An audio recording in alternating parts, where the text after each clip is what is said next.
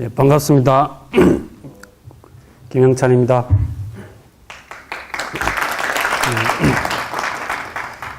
저는 핵융합로 블랑켓 구조재료 연구를 중심으로 소개를 하겠습니다.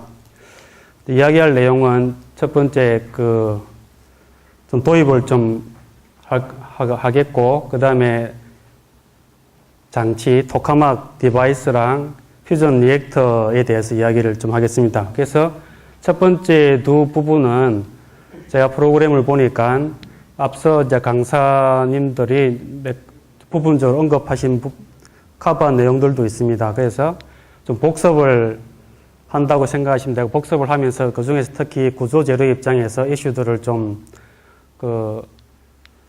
검토해보고, 그 다음에 블랑켓 구조재료의 R&D 이슈, 그 다음에 연구되고 있는 재료들, 그 다음에 조사시험시설과 시험평가 기술에 대해서는 특히 이제 국제적인 연구활동을 중심으로 제가 소개하는 내용으로 하겠습니다. 오후 2시니까 이제 점심 식사들도 하셨고 조금 졸리실 수도 있는데 복습한다는 생각으로 재밌게 들어보시기 바랍니다. 먼저 핵융합 반응하고 재료에 대해서,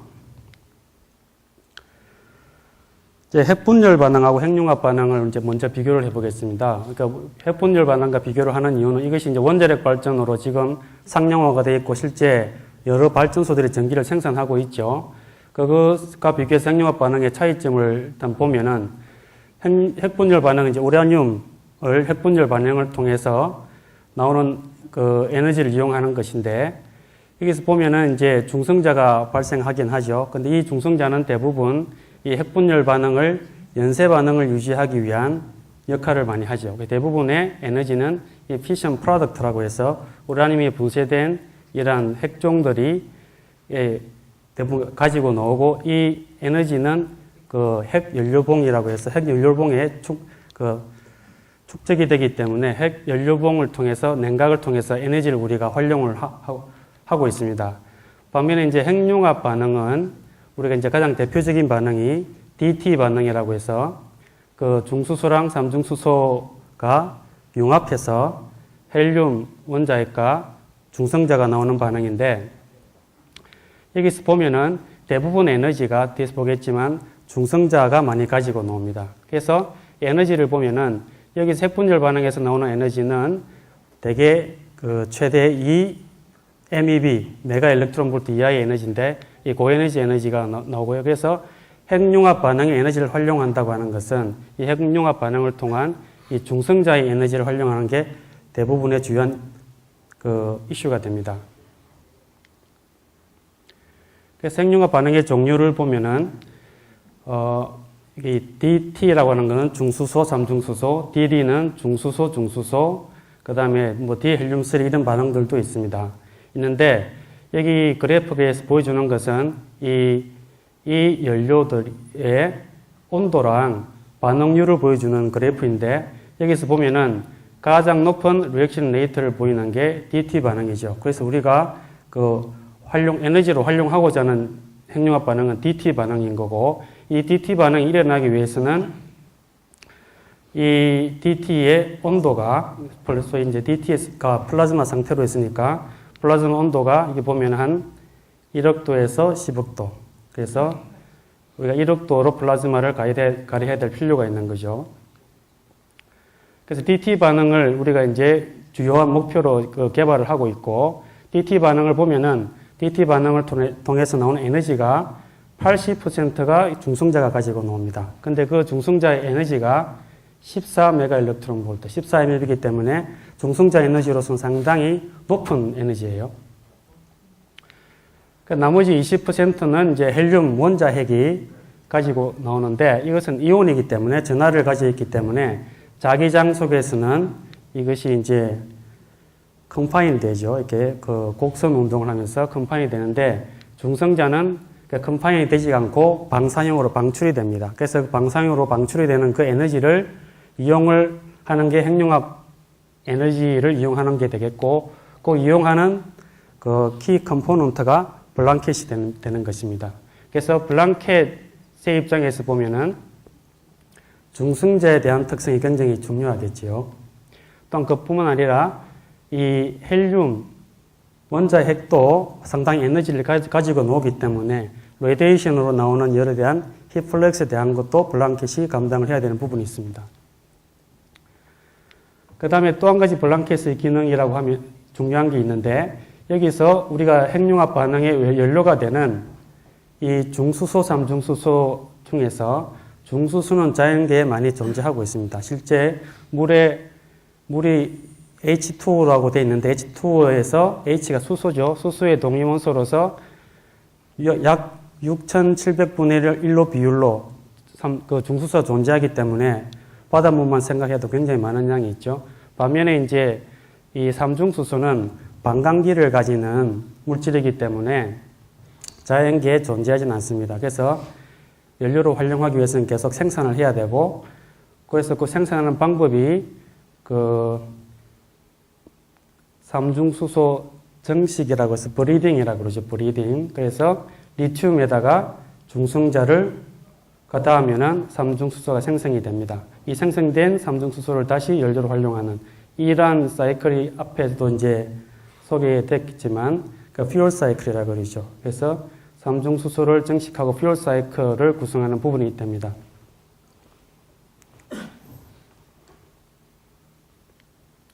그래서 재료적인 측면에서 보면은 이 세 가지가 나왔죠. 중성자에 대한 특성, 히플럭스에 대한 대항, 그리고 삼중수소와의 어떤 컴패터빌리티 문제, 이런 문제가 있습니다.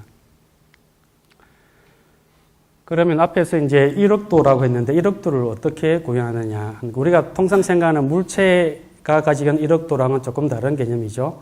그 플라즈마의 운동 에너지의 관점에서 보는 1억도가 되는 것이죠. 그럼 그 1억도가 가장 이상적으로 어떤 공간 속에 밀폐가 돼버리고 물질과 반응이 없으면 물체는 그렇게 1억도를 느낄 수가 없는 거죠. 그래서 그러한 이상적인 상태를 만드는 장치가 토카막 장치라고 하는 것이고, 이 토카막 장치를 그래서 Magnetic Confinement Device라고 그럽니다. 그래서 Magnetic Confinement이기 때문에 자기장을 만들어줘야 되는 것이고, 그래서 그 플라즈마를 컨파인하는 주된 역할을 하는 자기장이 토로이달 필드라고 해서 솔레노이드형 이 필드를 주로 이제 컨파인을 하는 역할을 하는데, 그 필드를 만드는 마그넷을 TF 마그넷이라고 합니다.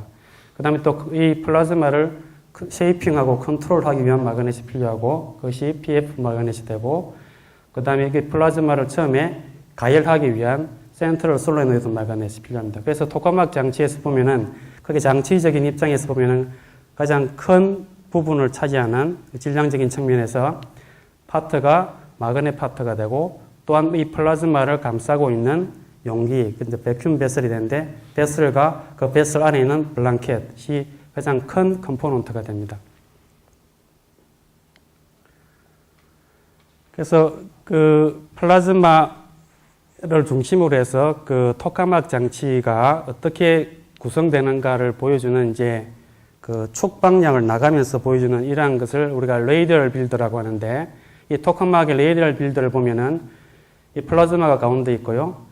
이쪽이, 이 CS 쪽이 앞에서 그림에서 보면은 이 장치의 이 센터 쪽이 되는 것이고, 그래서 이쪽을 우리가 인보드라고 부르고요. 이 바깥쪽을 아웃보드라고 부릅니다. 그래서 그 플라즈마를 중심으로 가장 플라즈마랑 첫 번째로 만나는 장치가, 컴포넌트가 블랑켓이 됩니다. 그 다음 블랑켓 바깥쪽으로 쉴드가 있고요. 그 다음에 그 에너지를 활용하기 위한 각종 그 파이프를 비롯해서 시스템이 필요한 곳이 이제 매니폴드 스트럭처가 들어가고, 그 뒷단에 베큐um 베셀이 플라즈마를 이제 그 플라즈마랑 외부랑 구별하는 이제 경계가 됩니다. 그 다음에 여기 서멀 실드라고 해서 굉장히 고온 영역과 여기 초전도 자석은 굉장히 저온에서 작동하기 때문에 저온 영역을 이제 열적으로 차단하는 서멀 실드가 있고, TF 코일이 있게 됩니다. 그래서 이 블랑켓에서 보면은 이 플라즈마에서 나오는 에너지를 활용을 해서 에너지 컨버전하는 이 시스템을 구성하는 첫 번째 컴포넌트가 되는 것이고, 또한 지금 핵융합의 원료가 되는 트리튬을 생산해서 사이클링하는 퓨얼 사이클을 구성하는 컴포넌트가 되는 것이죠.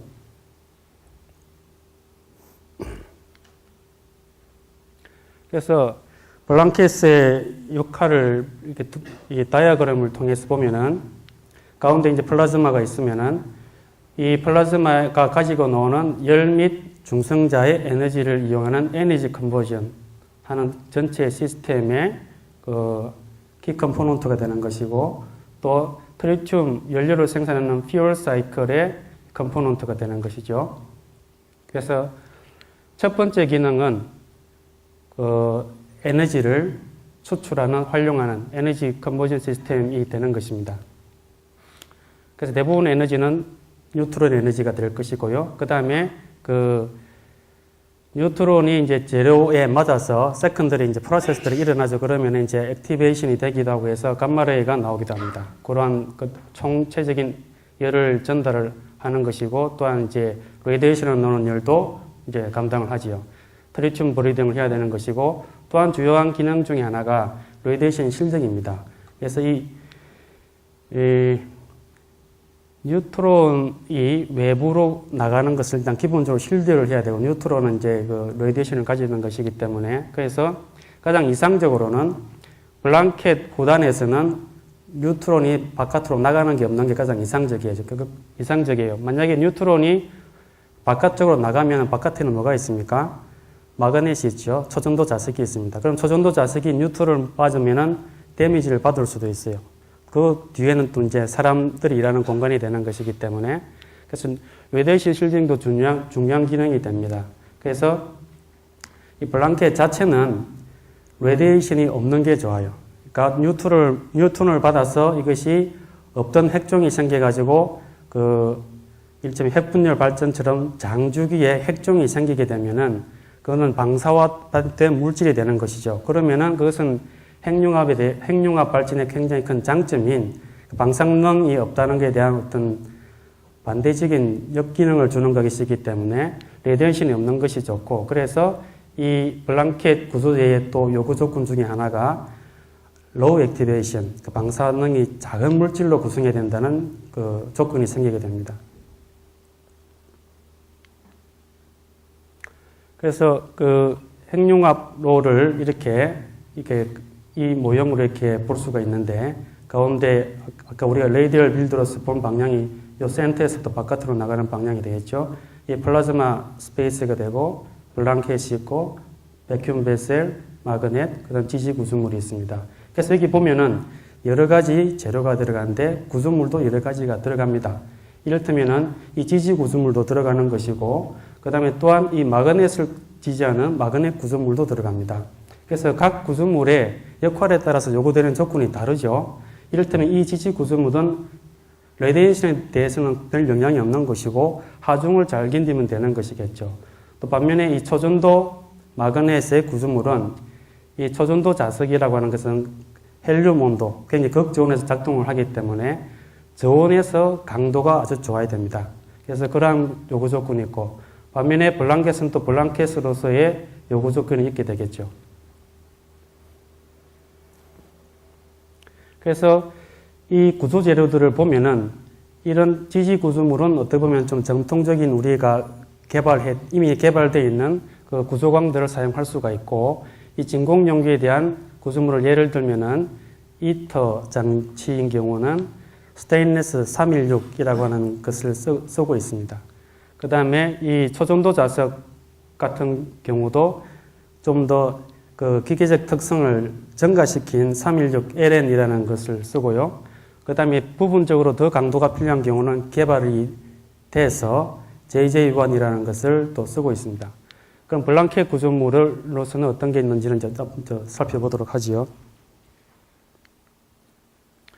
그 다음 토카막 장치랑 퓨전 리액터가 어떻게 다른지를 잠시 보겠습니다. 토카막 장치는 이제 우리 핵융합 연구소에서 케스타라는 장치를 우리가 건설해서 지금 운전하고 있지요. 그래서 2008년도에 장치가 첫 번째로 완성이 되었고, 그 다음에 이 플라즈마의 성능을 향상시키기 위한 여러 가지 부대 장치들이 보강이 돼서 플라즈마 특성이 점차 형성되고 있습니다. 이 오른쪽 그림이 실제 백큐ම් 베셀 내부를 보여주는 것인데, 여기에서 보니 타일 같은 게 플라즈마랑 접하는 이제 이게 내벽 재료가 되는 것이죠. 근데 이 케스타 장치에서 현재 내벽 재료는 카본 타일이 들어가 있습니다. 카본 타일은 아시다시피 세라믹 같은 특징을 지닌 내화 재료인 것이죠. 그래서 작년에 케스타의 지금 모습인데, 여기서 보면은 어떤 장치들이 있는지를 쭉 보면은 이 가운데가 이제 이 토로스 모양의 백큐ම් 베슬이 들어가 있고요. 주위 장비들이 많이 있죠. 어떤 장비들은 보면은 여기 위에 있는 것들이 보면은 대부분 가열 장치입니다. 그러니까 히팅하고 커런트 드라이브라고 하는 장치들인데, 이 장치들은 이제 플라즈마의 온도를 1도까지 높여야 되는 것이죠. 그러니까 플라즈마의 온도를 높이는 가열하는 장치들이 되는 것이고, 이 아래쪽에 있는 장치들은 보면은 이 플라즈마가 어떤 특성이 어떻게 되고 있는지를 우리가 진단을 해야 되겠죠. 진단 장치들이 주로 되어 있습니다. 여기 설치된 장치들을 보면은 이 케이스타의 현재 역할이 뭔지를 좀 짐작할 수 있겠죠. 그래서 이 케이스타의 역할은 기본 궁극적으로는 이 초전도 자석으로 구성되었기 때문에 이 케이스타에 사용된 초전도 자석은 나이움 13이라고 하는 자석입니다. 그래서 기본적으로 스테디 스테이트가 가능합니다. 스테디 스테이트에 굉장히 고성능 플라즈마를 발생시켜서 잘 유지하는 그러한 역할이 이제 케이스타의 가장 첫 번째 주요한 미션이라고 할 수 있죠. 케이스타의 사양을 보면은 우리가 보통 이제 토카막 리액터의 크기를 말할 때 주 반경, 부 반경을 이야기하는데, 여기 센터에서부터 이 플라즈마 센터까지 거리를 메이저 레이디어스라고 해서 주 반경이라고 그러고요. 요 토로스의 요 챔버의 대략 에버리지 반경을 마이너 레이디어스라고 해서 부 반경이라고 그럽니다. 그래서 케이스타는 주 반경이 1.8m 정도 되는 중형 토카막 장치인 것이고, 현재 이제 작동하고 있고, 히팅 장치를 좀 더 보강해야 우리가 좀 더 높은 온도의 플라즈마를 만들 수가 있습니다. 그 다음에, 우리가 국제 공동, 으로 이트라고 하는 장치를 여기 프랑스에 건설하고 있습니다. 이 장치의 모습이고, 그림에서 보면 알겠지만 케스타랑 같은 구조의 토카막 장치입니다. 같은 종류의 초전도 자석이 들어가고요. 그래서 케스타의 기술을 많이 이트에 활용을 할 수 있습니다.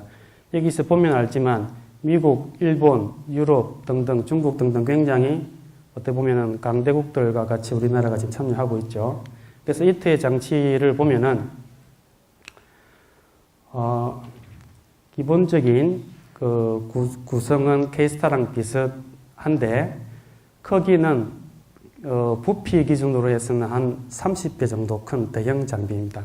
그래서 이 이터에서는 실제 DT 반응을 이제 실증을 하는 게 목표가 됩니다. 그래서 이 이터에서는 실제 삼중수소랑 중수소 연료를 넣어가지고 핵융합 반응을 통해서 에너지가 나오는 것을 실증을 하는 게 주요 목표 중 하나입니다. 여기서 보면은 이터에 블랑켓이 있지요. 아까 우리 케이스타에서는 이제 내벽이라고 해서 블랑켓 같은 개념은 아니었는데 블랑켓이 있긴 합니다. 그렇지만 이 블랑켓은 전체가 에너지를 생산하는 블랑켓이 아니고 대부분이 안에서 나오는 레디에이션을 막는 쉴드하는 역할을 하기 때문에 쉴드 블랑켓이라고 합니다. 그러면 이제 트리튬 브리딩이 또 주요한 기능이라고 했는데, 그것은 여기 테스트 블랑켓 모듈이라고 해서 여기 포트들에다가 6가지 종류의 테스트 블랑켓 모듈을 넣어서 트리튬이 생성되는 걸 시험을 하게 됩니다. 그러면 이러한 케이스타와 이트를 통해서 결국 이제 핵융합으로 에너지를 발생한 핵융합 발전로로 가야 되는데, 가는 이제 어떤 기술적인 과제가 있는지를 보면은 그 중에 주요한 우리가 이제 볼 수 있는 한 척도로서 이 N 타우 T 조건, 우리가 이제 로션 기준이라고 하는데, 이것을 보면은 이것이 N 타우 T가 어느 값이 이상이 돼야 반응이 일어나는 조건이 되는 거죠. 발화점이 되는 것이죠. 이것을 보면은 앞에서 나오는 N은 이제 플라즈마 덴시티고, T가 플라즈마의 컨파인먼트 타임이고, T가 이제 온도가 되는 것이죠. 그래서 N 타우 T를 조건을 만족하기 위해서는 일단 플라즈마 온도를 올려야 되겠고, 그 다음에 컨파인을 안정적으로 잘 해야 되겠고, 어떤 하이 덴시티의 플라즈마를 유지해야 되겠죠. 이러한 역할들, 플라즈마 컨파인먼트나 히팅과 스테빌리티에 대한 문제, 이러한 문제들은 K스타와 이트를 통해서 이제 확보를 하고 있고 확보를 할 계획인 거죠. 그 다음 문제가 여기서 나온 에너지를 활용하는 부분이 되는데, 이 활용하는 부분에 대해서는 앞에서 보았듯이 블랑켓이 그 역할을 해야 되는 것이고, 블랑켓, 그래서 이 에너지 활용 측면에서 또 퓨얼 사이클이 그 완비가 되기 위한 뒤에서는 이 브리딩 블랑켓이라 그러는데, 정식 블랑켓이 들어가는 것이고, 또 거기에 대한 재료가 필요합니다. 그래서 이 블랑켓 구조제의 문제는 이 K스타와 이터를 넘어서 핵융합 발전으로 가기 위해서 필요한 기술 부분이 됩니다. 그리고 핵융합 발전으로 가기 전에 이 실제로 핵융합 에너지를 실증하는 그러한 전 단계의 그 리액터를 우리가 데모 리액터라고 부르고, 우리가 간단히 그냥 데모라고 부릅니다. 그래서 핵융합 발전로는 이제 이런 모양이 되겠죠. 그 K스타와 이터와 같은 토카막형 리액터에다가 이 에너지 변환 사이클이 완비가 되고, 여기 퓨얼 사이클이 완비가 되는 이러한 구조가 될 것입니다. 자, 그 다음에 이제 블랑켓 재료에 대해서 좀 보겠습니다. 블랑켓 재료로 가기 전에 이제 먼저 개발된 구조제는 어떻게 개발된지 한번 예를 한 가지 보고 넘어가겠습니다. 아까 이야기했던 초전도 자석 구조물인데요. TF 자석을 감싸고 있는 TF 코일 케이스입니다. 이 TF 코일 케이스의 가장 중요한 역할은 굉장히 큰 자기장을 발생시키니까, 굉장히 이 큰 구조물에 큰 자기장을 발생시키는 굉장히 큰 전자기력이 발생이 되겠죠. 그 전자기력을 어떻게 보면 충분한 강도로 잘 붙들어 줘야 됩니다. 근데 그것이 이제 작동하는 온도가 액체 헬륨 온도인 거죠. 그래서 이 TF 케이스 구조물의 가장 중요한 요구 조건은 이 극전 온도, 액체 헬륨 온도 4켈빈에서 필요로 하는 기계적인 강도가 나와야 되는 것이죠. 그래서 들어가는 재료들을 보면은 색깔에 따라서 이제 필요한 하중이 다른데, 이를테면은 여기 한 이 정도, 이 등급에서는 316LN이라는 재료를 쓰고, 스테인리스 316LN을 쓰고, 좀 더 강도가 필요한 부분에 대해서는 이 카본하고 나이트로젠을 좀 더 첨가해서 강도를 높인 316LN이라는 재료가 개발이 돼서 활용이 됩니다. 그 다음에 여기 빨간색 부분으로 된 게 가장 큰 하중이 받는 인보드 파트가 되는 것인데, 그 다음에 마그넷과 마그넷을 연결하는 부분, 이쪽에 대해서는 이 316LN보다도 더 높은 강도의 저온 강도가 필요했던 재료가 필요했기 때문에 개발을 했던 것이죠. 그래서 일본에서 중심이 돼서 개발을 했었는데, 그 재료가 이름이 이제 JJ1이라고 합니다. 그 개발한 단계를 보면은 이렇게 Development Phase, 개발 단계, 그 다음에 Industrialization Phase, 그 산업화 단계, 그 다음에 Commercialization Phase, 상용화 단계를 거쳐서 이제 이 단계를 다 거쳐야 이제 완전히 개발이 완료가 되는 것이죠. 이를테면은 개발 단계에서 보면은 그 수행된 일을 보면은 먼저 그 어떤 재료를 필요로 한 디자인 조건에 따라서 목표를 설정하고 설계를 해야 되겠죠. 그 다음에 그 재료가 작동하는 조건, 여기에서는 이제 4켈빈 극저온이 되는데, 극저온에서 어떤 시험을 할 것인가에 대한 그 스탠다드를 마련해야 됩니다. 그래서 처음에는 이제 스몰 스케일로 시료를 제작해서 스크리닝 테스트를 하죠. 그래서 그 헬륨 액체보다는 좀 더 도달하기 쉬운 액체의 질소 온도가 77켈빈이 되는데, 17켈빈에서 스크리닝 테스트를 통해서 재료를 개발한 피드백을 통해서 개발하고 그 다음에 4켈빈에서 필요한 어떤 강도 시험을 통해서 이제 큰 규모의 그 재료를 개발하는 기술로 점차 나아가게 됩니다. 그러면은 블랑켓 구조제에서는 어떤 조건이 있을까요? 이러한 이제 블랑켓은 이 초전도 자석 구조물처럼 이게 극존에서 작동하는 게 아니죠. 그럼 어떤 주요한 조건이 있는가 하면은 첫째가 이제 아까 봤듯이 핵융합에서 나오는 대부분의 에너지가 중성자이기 때문에 중성자에 대한 특징이 저항성이 있어야 됩니다. 그래서 중성자가 가지고 나와서 블랑켓 첫 번째 닿는 벽을 우리가 퍼스트 홀이라고 그러는데 퍼스트 홀에 미치는 그러한 중성자 부하를 우리가 뉴트론 월로드라고 그럽니다. 그래서 뉴트론 월로드에 대한 대항이 되는데 뉴트론 월로드를 보면은 중성자 핵융합 중성자 에너지가 14 여기 M이 빠졌습니다. 이게 라지 M 14 MeV니까 MeV랑 그 14 MeV가 어느 정도 그 커런트로 오는지를 보면은 뉴트론 월로드가 계산이 되죠. 그래서 되게 티피컬한 뉴트론 월로드는 퓨전 리액터에서 한 1에서 5 메가와트 per 제곱미터가 됩니다. 그래서 우리가 지금 한국형 데모 개념 개발을 지금 하고 있는데 예를 들어서 우리가 지금 생각하고 있는 정도가 첫 번째 단계에서 퓨전 파워가 그러니까 핵융합 반응으로 나오는 에너지가 2200메가와트라고 하면은 블랑켓에서도 이렇게 D-쉐입이 되어 있는데 가장 이제 뉴트론 월로드는 가운데 미드 플레인 쪽이 많게 되고 그쪽에서의 픽 뉴트론 월로드는 한 3메가와트 per 제곱미터 정도가 됩니다. 이 정도 뉴트론 월로드가 어느 정도 뉴트론 플럭스에 해당되는지 하면은 한 10의 15승 단위 시간당 단위 그러니까 제곱 센티미터당의 그 뉴트론 플럭스에 해당이 됩니다.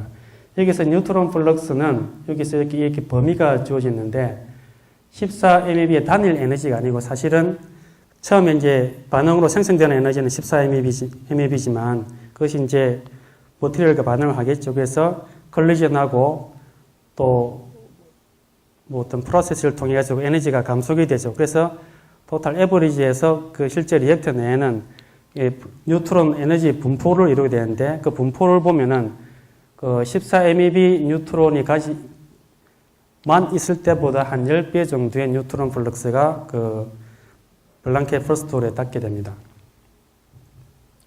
그러니까 또 한 가지가 이제 서피스 히트 플러스가 되겠죠. 레디에이션으로 나오는 열.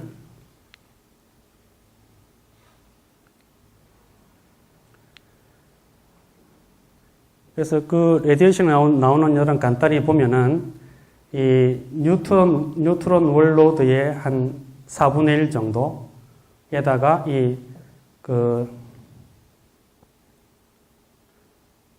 여기 F라고 해서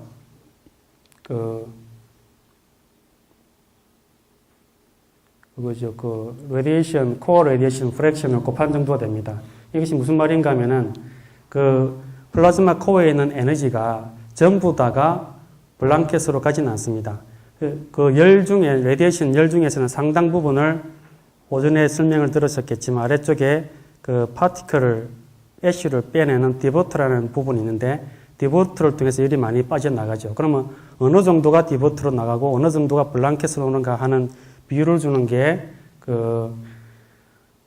코어 레디에이션 프랙션이 되는데 그것을 한 40% 정도로 잡고 여기서 4분의 1이 나오는 이유는 아까 봤지만 알파 파티클의 에너지는 뉴트론 에너지 한 4분의 1 정도 되죠. 그래서 이렇게 되면 대략적으로 계산을 할 수가 있는데 아까 우리가 생각하는 2200메가와트 퓨전 파워의 리액터에서는 블랑켓 퍼스트 홀의 아웃보드 쪽에 가장 좀 피크 많이 나오는 쪽이죠.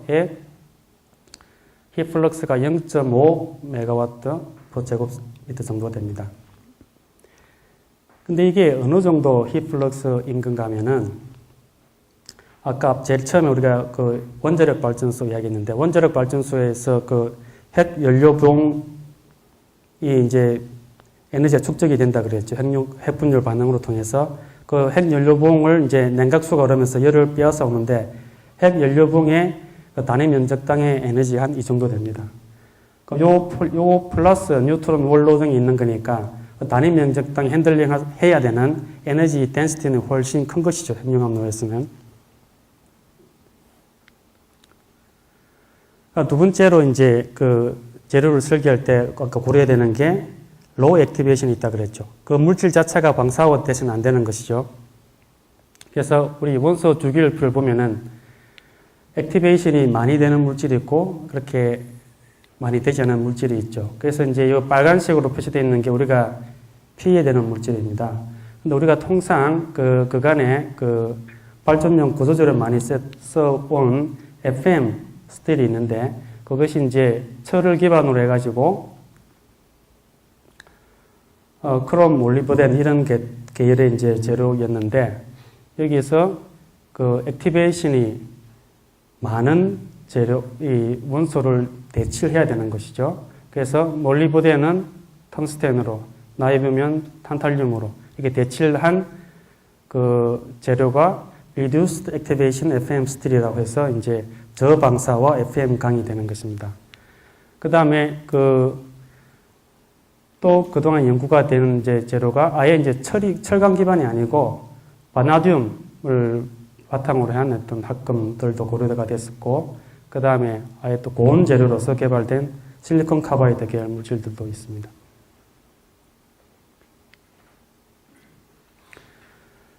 그 다음에 그 블랑켓이 그 에너지 변환기의 중심이 되기 때문에 그 에너지를 전달해 나가는 쿨런트, 냉각제가 있죠. 그 냉각제와의 컴패티빌리티가 또 중요한 문제가 됩니다. 그래서 그간에 이제 고려되고 연구되었던 냉각제들이 이러한 종류들이 있는데 물이 있겠고 헬륨, 그 다음에 액체 금속, 그 다음에 이제 용융염이 있는데 몰튼 솔트라고 해서 그 중에서 이제 냉각제로서 가장 어떻게 보면 성질이 뛰어나고 가장 축적이 많이 된 기술이 축적이 많이 된 게 사실은 물입니다. 그래서 우리가 지금 전기를 쓰고 있는 화력발전소의 많은 부분도 그 가스터빈 발전이 아닌 경우는 그 스팀 제너레이터 통해서 이제 발전기가 도는 이런 시스템인 거고 원자력 발전소도 마찬가지죠. 그래서 가장 여기 PWR이라고 하는 게 이제 그 가압 경수로가 되는데 여기서는 참고로 이 물의 온도가 275도에서 315도 정도에서 이게 그 동작을 합니다. 150기압, 155기압 정도 가압된 상태에서. 이 경우에 이제 그 냉각제어와의 문제는 이제 그 크로전 문제가 이제 중요할 수가 있는데 특히 이제 이 크로전이 부식이죠. 부식이 이 냉각제의 온도를 높일수록 급격히 증가하는 경향이 있습니다. 그래서 그것이 이제 그 냉각제의 컴패티빌리티 점에서 이제 해결해야 되는, 우리가 이제 대비를 해야 되는 기술적인 사항이 되는 것이고요. 헬륨은 그동안에 이제 그 특히 이제 효율이 높은 가스터빈을 염두에, 가스터빈과 같은 어떤 가스 터빈 같은 그런 고온에서 작동하는 이제 발전로를 염두에 두고 그 연구가 좀 되긴 했었는데, 근데 헬륨의 문제점은 이것이 굉장히 덴시티가 낮지 않습니까? 물보다는. 그래서 이 헬륨을 고압으로 보내는 거는 펌핑 효율이라든지 이런 것들이 그렇게 만만치가 않은 그 상황이 됩니다. 어떻게 보면 배보다 배꼽이 더 클 수가 있는 것이고요. 그래서 현재로서는 또 이 헬륨에 대한 냉각제를 그렇게 많이 고려되지 않습니다.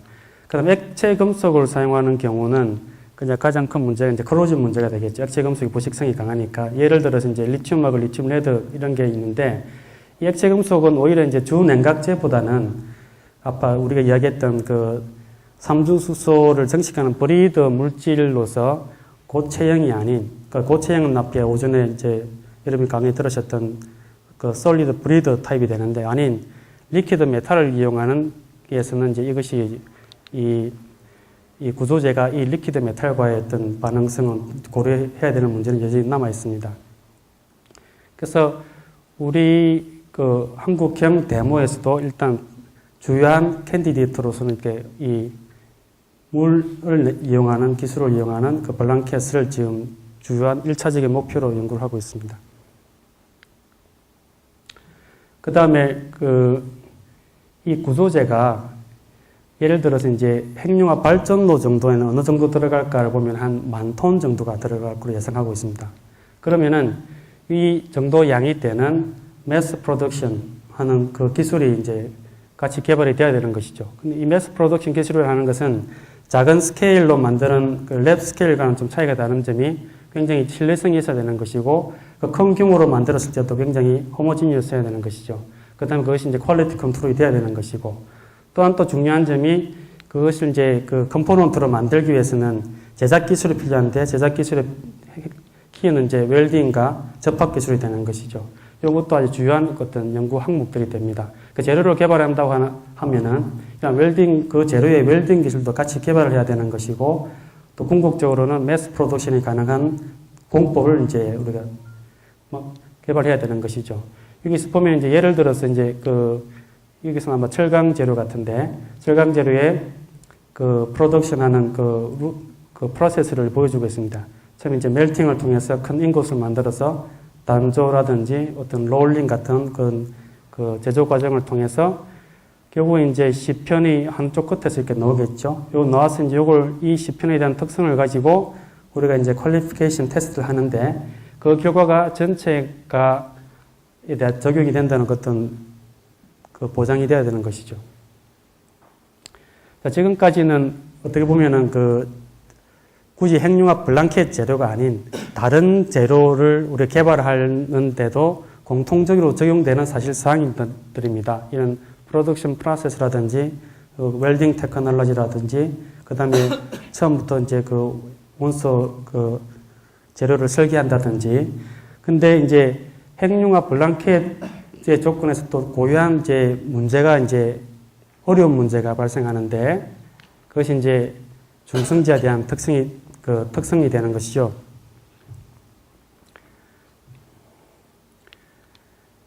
그래서 구조재로서의 이제 공통적인 어떤 필요한 조건들이 스트렝스 강도라든지 덕틸리티, 파괴인성, 그 다음에 이제 구조적 안정성, 이런 것들이 필요한데, 이러한 것들이 모두 어떻게 보면 대부분 그 재료 내 디펙트에 따라서 많이 영향을 받죠.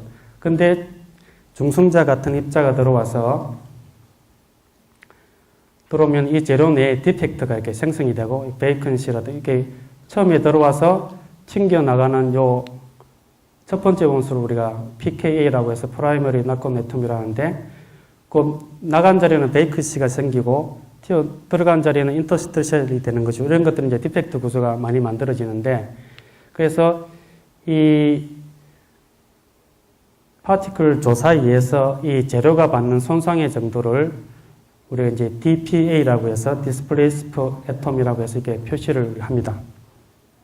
그래서 이러한 조사에 의해서 재료가 거시적으로 어떤 영향을 받는지를 보면은 대표적인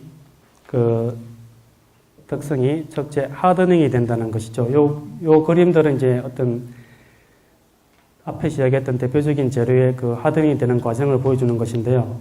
이 그래프들은 이제 텐사일, 그러니까 인장 강도를 보면은 조사 전의 재료에 비해서 굉장히 인장 강도가 높아지죠. 다시 말해서 굉장히 뻣뻣해지는 그런 성향이 있고, 그러면서 이 일롱게이션의 길지가 않고 빨리 끊어지는 이러한 브리틀한 이런 특성이 동시에 나타납니다. 이런 것을 이제 irradiation embrittlement라고 그러고, 이러한 특징이 이제 텐사일뿐만 아니고 파괴 인성에서도 나타나는데, 요 그림은 이제 요 그래프는 이제 샤피 임팩트 테스트를 보여주는 것인데, 그러니까 재료가 파괴되기 전에 이제 흡수하는 에너지를 보여주는 정도죠. 보면은 이 온도에 따라서 요 에너지가 높은 상태는 이제 덕타일하다고 합니다. 그러니까 연성이 있는 부분이고, 그 다음에 이 에너지가 낮은 부분은 쉽게 깨지는 영역에 대해서 이제 브리틀 영역이 되는데, 그 가운데가 이제 트랜지션 영역이 되는 것이죠. 그러면 이게 덕타일 영역에서 브리틀로 가는 요 전위를 갖다가 DBTT라고 그럽니다. 덕타일 투 브리틀 트랜지션 템퍼러처라고 하는데, 이것이 중성자 조사를 받으면 특히 하드닝이 되면서 이것이 높은 온도 쪽으로 시프트를 해요. 그럼 예를 들어서 여기가 이제 상온이라 그러면은 이 상온보다 이 덕타일한 DBTT가 낮은 곳에 있으면은 우리가 덕타일하기 때문에 그 재료로서 활용을 할 수 있는데 이것이 아예 높아져 버리면은 브리틀한 능력이기 때문에 우리가 활용하기 힘들어지죠. 그래서 어떤 조건을 주어서 그 세이프티 조건을 줘서 그것보다 더 올라가면은 그 재료는 더 이상 이제 사용할 수가 없게 됩니다. 그럼 교체를 해줘야 되는 것이죠. 그러면은 결국은 이제 리액터의 어떻게 보면은 수명하고 경제성과 관계가 됩니다. 그래서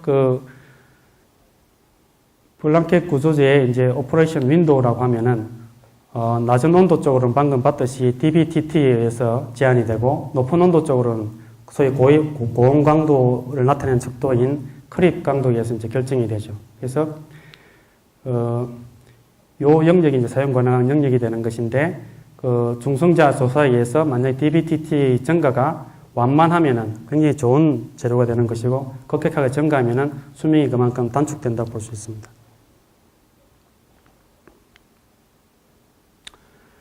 그 다음, 지금까지 봤던 중성자 조사에 의한 하드닝과 브리틀한 현상은 사실은 원자력 재료에서도 공통적으로 나타나는 현상이죠.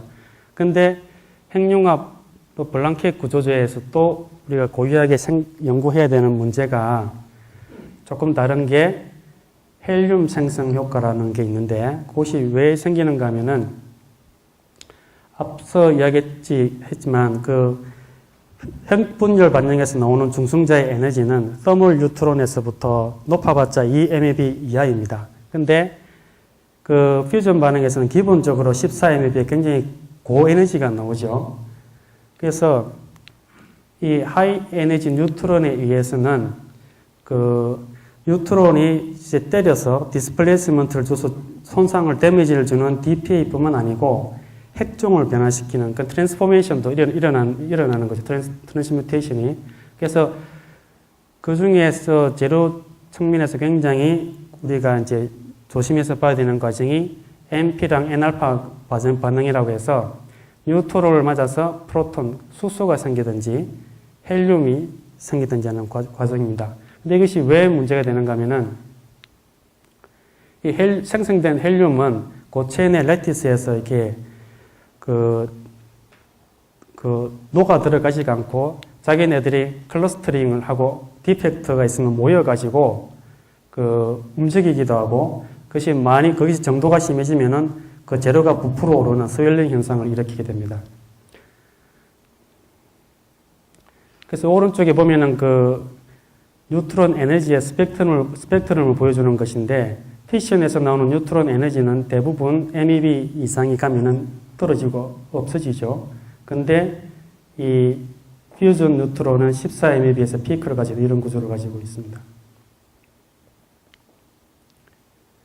그래서 이 N알파 과정의 대표적인 것 중에 하나가 이 철에 뉴트론이 맞아서 다른 핵점 크롬으로 변환되면서 헬륨이 생성되는 반응인데 이것이 트레시홀드 리액션입니다. 다시 말해서 이 뉴트론의 에너지가 3.7MeV 이상이 돼야 일어나는 것이죠. 그 전에 낮은 에너지에서는 별 영향이 없다는 거예요. 비슷하게 수소가 생성되는 반응도 2.9MeV 이상이 되는 뉴트론에 의해서 생기는 트레시홀드 반응입니다. 그래서 어느 정도 이 헬륨과 수소가 철 속에서 생기는가를 우리가 이제 그걸 평가를 할 수 있어야 되는데, 이게 이제, 여기에서 이제 어려운 점이 14MeV 뉴트론 소스는 우리 아직 가지고 있지 않죠. 그래서 지금 이제 그에 대해서 시뮬레이션 모델링 스터디를 하고 있는데 그 예를 제가 몇 개 소개를 하겠습니다. 여기에서 보여주는 게 이제 헬륨 생성률, 오른쪽에 이제 수소 생성률을 보여주는 것인데, 여기 보면 이제 블랑켓의 포지션에 따라서 이게 ABCD라고 하는 것은 A가 이제 블랑켓의 미드 플레인 가운데 쪽이고, 아웃보드 가운데 쪽이고, 이 C가 이제 인보드 쪽이고, 가운데가 상당히 높죠. 그 다음에 B는 탑 위쪽이고 D는 아래쪽인데 가장 큰 쪽을 보면은 그 시간의 감에 따라서 헬륨 생성률이 꽤 높은 걸 알 수 있습니다. 그래서 이 헬륨 생성 효과를 보려면은 기존의 피션 반응을 통해서 우리가 볼 수가 없는 게 되는 것이죠. 그래서 어느 정도 생성되는지 또 계산은 이해가 되는 것인데 요 그림은 이제 블랑켓의 왼쪽이 퍼스트 홀이 되는 것이고 오른쪽이 블랑켓 끝단입니다. 끝단에서 보면은 퍼스트 홀에서 가장 높이 이게 헬륨이 많이 생성이 되죠. 그다음에 이제 그 블랑켓 내부로 들어가면서 뉴트론들이 이제 스캐터링 되고 컬리전 되면서 에너지를 잃으면서 많이 이제 디케이가 되죠. 되면서 이제 블랑켓 끝단에서는 이제 거의 이제 주로 들어가는 이런 이제 프로파일을 보이는데 이 왼쪽 결과는 이제 철에 대해서 보여주는 것이고 오른쪽은 이제 베릴륨에 대해서 보여주는 것입니다. 여기서 보면은 베릴륨이 굉장히 높죠. 이 베릴륨을 왜 고려를 해야 되는가 하면은 블랑켓의 기능 중에 하나가 중성자 효율을 높이기 위해서 중성자를 정배를 해야 됩니다. 멀티플리케이션이라고 하는데 아마 오전에 기능제 쪽에서 아마 여러분이 들으셨을 겁니다. 그래서 베릴륨이 굉장히 헬륨 생성률이 높고 또 헬륨이 많이 생성돼 이 정도 생성되면 서열령이 많이 생깁니다. 그래서 솔리드 블랑켓에서 이게 우리가 생각을 해야 되는 문제고 그래서 우리 데모에서는 이 정배제로서 이 베릴륨보다는 이 기능을 좀 더 보완한 베릴라이드를 써야 된다고 우리가 생각을 하고 있습니다. 그럼 헬륨에 의한 인브리틀먼트 메커니즘을 보면은 이게 예를 보여주는 그림이 되는 아까 DBDT 시프트하는 그림을 봤죠. 보면은 조사전에 대해서 중성자 조사를 하면은 이 정도로 이제 시프트를 하는데 여기서 이제 중성자 에너지가 피션 뉴트론 같은 정도이면은 이것만 우리가 고려하면 되는 것인데 퓨전 뉴트론 같은 경우는 거기에다가 헬륨이 생성되기 때문에 헬륨에 의한 효과가 어느 정도인지를 우리가 또 평가를 해야 되는 게 주요한 또 연구 과제가 됩니다. 그래서 헬륨이 효과가 어떤 식으로 제로 영향을 주는지 이를테면은 그레인 내 생성된 헬륨이 그레인 바운드리 쪽으로 다 이동해가지고 그레인 바운드리를 불안하게 만드는 것인지 아니면은 레디에이션 데미지가 인브리틀먼트의 주요한 영향이 되는 것인지에 대해서는 아직까지도 명확한 어떤 결론을 내리지 못하고 연구를 하고 있는 상태입니다. 그래서 한 예로서 이를테면은 헬륨이 그레인 바운드리로 다 갔을 때 그러면 이제 그레인에 생긴 헬륨이 생성이 돼가지고 그레인 바운드리 쪽으로 이렇게 모빌하게 이동해가지고 바운드리에서 어큐뮬레이션 되면 어느 크리티컬한 농도 이상이 되면 바운드리가 불안정해지겠죠. 그 말은 무슨 말인가 하면 재료가 브리틀하게 이제 깨지는 영역이 온다는 것입니다. 그래서 그것을 이제 모사를 해본 결과를 이제 예를 하나 제가 인용을 한 것인데요. 그럼 그레인 사이즈에 따라서 어느 정도 헬륨이 생성되는 비율이 여기 APPM은 이제 원자 단위의 이제 농도가 되겠죠. 생성되면은 어느 정도 크리티컬한 농도 이상이 되면은 이제 재료는 수명이 다는 것이기 때문에 그것을 평가한 예가 되는 것입니다. 이러한 계산은 이제 앞에서 보여준 헬륨이 생성되는 이러한 것은 이제 피스펙이라는 코드를 통해서 우리가 계산을 할 수가 있고요. 그 다음에 이러한 헬륨이 에너지, 서피스 에너지는 이제 density functional theory라고 해서 그런 툴을 통해서 계산을 하게 됩니다. 자, 그럼 이제 어떤 머티리얼이 있는지 대표적인 것에 대해서 현황을 제가 몇 가지 소개하겠습니다. 첫 번째는 이제 RAFM 스틸이라고 있죠. Reduced Activation FM 스틸인데 FM 스틸에다가 아까 이야기했던 대로 저방사화를 실현한 것이 되겠죠. 저방사화를 실현하면서 재료로서 특성이 충분히 나와야 됩니다. 그래서 현재 FEM의 동작 온도는 한 350도씨에서 550도씨 정도라고 보고 있고요. 저온 쪽으로는 이제 중성자 조세한 그 취성 쪽으로 제한이 되는 것이고, 고온 쪽은 고온 광도에서 제한이 되는 것이죠. 현재로서는 가장 그 제조 공정이나 재료로 우리 다루는 기술 축적 측면에서 가장 나아가 있는 재료라고 볼 수 있습니다. 그래서 아까 이야기했던 그 팁-이트의 테스트 블랑켓 모듈, 그것은 이제 브리딩 블랑켓의 어떤 시험하는 부분이 되는데, 거기에 들어가는 그 구조제는 현재로서는 RAFM을 이용해서 이제 시험을 하게끔 되어 있습니다. 그 RAFM의 이제 기술적인 과제라고 하면 여기 못 작았는데 이게 400도씨이고요. 특히 저온 쪽에서 중성자 취하 효과가 크다는 것이고, 이것이 왜 문제가 되는 것인가 하면은 우리가 이제 물을 냉각제로 사용하는 경우가 그 동작 온도가 한 270도에서 315도 내인데, 하필이면 그 영역이 그 취성이 많이 발현되는 온도가 됩니다. 그에 대해서도 충분한 데이터베이스가 필요하고요. 그 다음에 이제 그 액체형 그 정식제를 쓰는 경우에는 액체 금속과의 어떤 compatibility, 부식성에 대한 것도 충분히 이제 시험을 해봐야 되는 문제가 있습니다. 그래서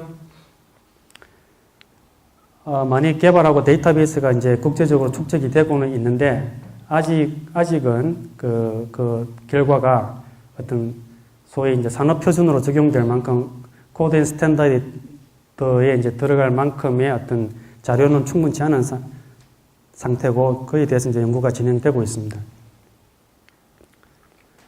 그 다음에 바나듐 앨로이가 있는데, 이것은 이제 그 동작 온도가 굉장히 높고 한 700도씨 정도까지 되고, 그래서 굉장히 이제 고온에서 작동하는 리액터 내지는 이제 고온에서 작동하고 또 그 주 냉각제를 액체 금속으로 쓰는 경우에 많이 고려했던 그 구조제입니다. 근데 액체 금속을 사용한 경우는 이제 매그네토 하이드로 다이나믹스라고 해서 MHD라고 하는 효과가 있는데, 그 효과를 없애려면 이제 전기적 절연막을 만들어야 되는 기술적인 과제가 있고요. 또 바나듐 합금 자체가 이러한 기체 원소들 임퓨리티가 들어갔을 때 굉장히 취하가 되는 그 경향이 있습니다.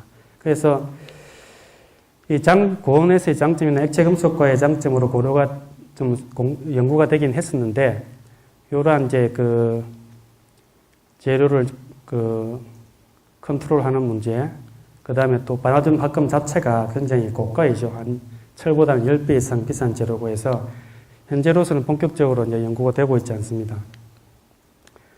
그 다음에 또 우수한 고온 재료 중에 하나가 실리콘 카바이드가 있죠. 그 실리콘 카바이드는 일단 재료를 보면은 실리콘이고 카본이고 해서 굉장히 우리가 얻기 풍부한 그 원소로 이루어져 있고, 고온 특성들이 굉장히 좋습니다. 근데 이제 이 자체가 세라믹이기 때문에 그 부품으로 만들기 위한 그 제조 기술이나 그 삼중 수소와의 관계, 이런 문제들은 아직 좀 더 개발이 되어야 되는 부분일 것 같고요. 그래서 그 리액트의 주 구조제로 쓴다고 하면은 결국 이제 그 데모의 디자인 옵션을 뭐로 가져가는가 하고 이제 관련이 되는 것인데, 이를테면 이제 그 액체형 금속을 활용하는 부분이 있다 그러면은 거기에 들어가는 플로우 채널 인서트라고 해서 절연관을 만드는 그쪽으로는 유용히 활용될 수 있는 부분이고, 그 데모 디자인과 이제 관계가 되는 부분인 거죠. 그래서 고온 재료이기 때문에 이것은 이제 물보다는 어떤 헬륨과 같은 기체 그 고온로에서 오히려 더 적절한 그러한 특징이 있습니다. 자, 그러면 이제 그 조사 시험을 이제 어떻게 할 수 있을까 하는 부분이 있는데, 그래서 조사 시험에 대해서 지금 어떤 옵션들이 있고 어떤 그 시험 기술이 필요한지를 잠시 이제 살펴보고 마무리하겠습니다.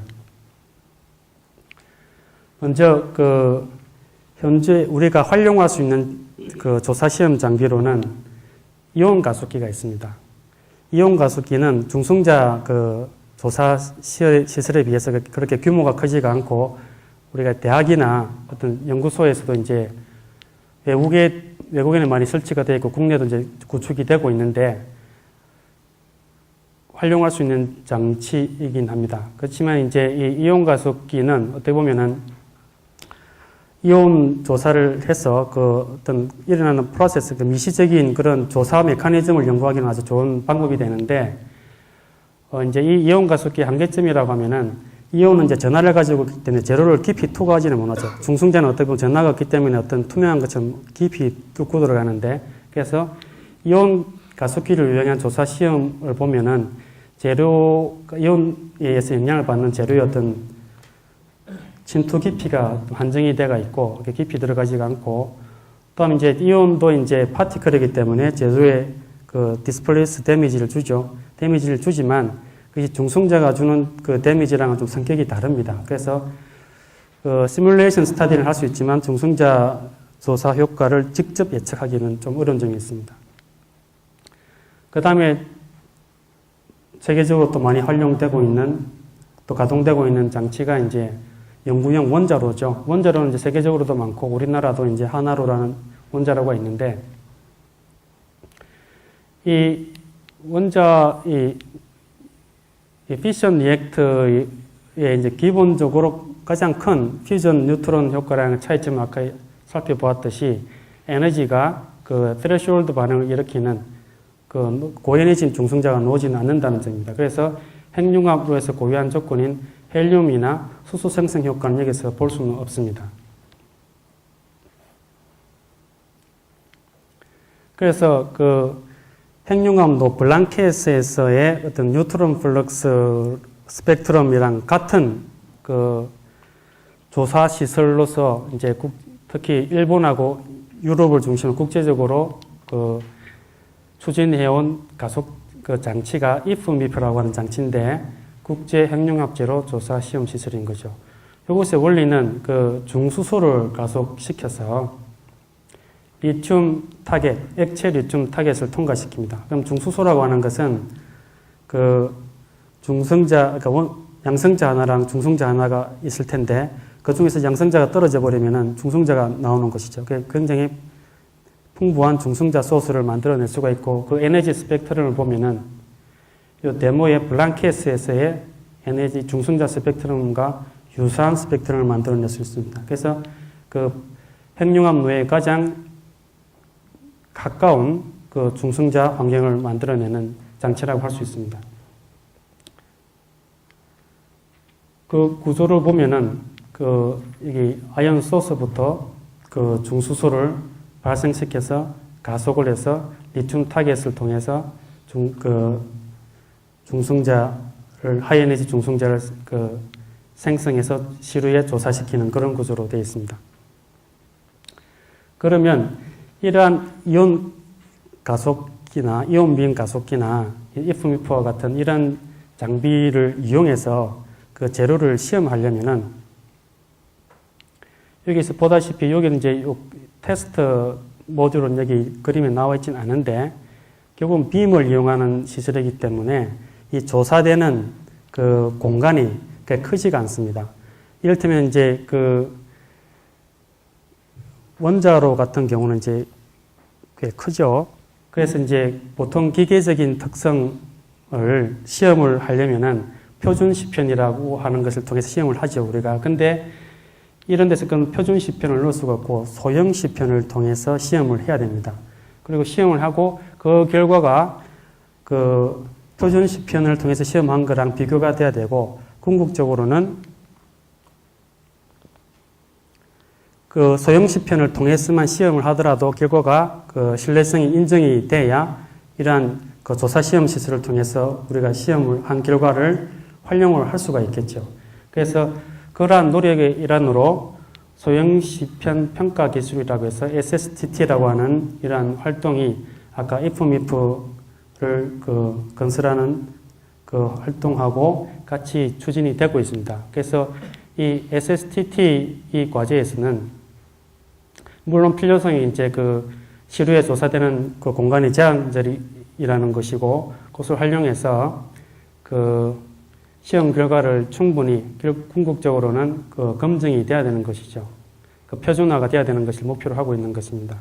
그래서 이것을 위해서 그 기계적인 특성 6가지 대해서 레퍼런스가 지금 선정이 됐고, 그것을 보면 이제 tensile, fatigue, bending, sharpie, crack growth, flex toughness 이런 것들이 있는데 그 중에서 일부 이러한 시편에 대해서는 기존에 이제 피션 리액트에서도 경험이 있긴 합니다. 근데 이제 기존의 이 소형 시편에 대한 그 활동은 그러니까 표준 시편을 넣기 전에 먼저 사전에 검열하기 위해서 이제 그 소형 시편을 넣어서 시험을 했던 것이고, 그것이 어떤 기술적인 표준하고 맞추는 그런 노력은 사실 없었던 것이죠. 그러니까 그러한 노력이 이제 병행이 돼야 되는 것이고, 이 부분에 대해서는 또 추가적인 그 국제적인 활동이 진행이 되고 있습니다. 그래서 여기는 이제 그 프랙처에 대한 특성에 대한 이해가 되는 것인데요. 이게 이제 컴팩트 텐션이라는 시편이죠. 이것이 이제 표준에 대해서 2분의 1, 4분의 1, 6분의 1에 대해서 이제 그 마스터 커브라고 해서 이 특성 데이터들이 이제 레퍼런스로 삼을 수 있는 커브를 이제 결국 이제 그 예측하고 이제 검증이 되는 것을 이제 목표로 진행이 되고 있습니다. 자, 그럼 이제 정리를 하겠습니다. 그 블랑키의 구조제는 앞에 살펴보았듯이 핵융합 에너지를 이제 활용을 본격적으로 하고자 하면은 필요한 그 핵심 부품에 대한 그 재료 기술이 되는 것이고요. 그에 대한 뭐 필요 기술을 이제 요소별로 보면은 설계 및 제조 기술, 그 다음에 특성 평가 기술, 특히 중성자 조사 평가를 할 수 있는 기술이 필요합니다. 그런데 그 재료 기술적인 관점에서는 재료 그 설계나 어떤 크로전, 웰딩, 프로덕션 이런 부분은 공통적인 특성이 있기 때문에 우리가 가지고 있는 그 재료 연구를 하고 계신 분들의 어떤 기술을 가지고 충분히 활용할 수 있는 부분이고, 좀 더 이제 그 앞으로 R&D가 필요한 부분이라고 하면은 그 중성자 조사에 대한 재료에 대한 특성, 이 부분이 이제 주요한 이슈가 되는 것이고, 여기에 대해서 이제 그 많은 도전도 남아있고, 국제적인 그 연구 활동은 이걸 중심으로 진행이 되고 있습니다. 네, 감사합니다.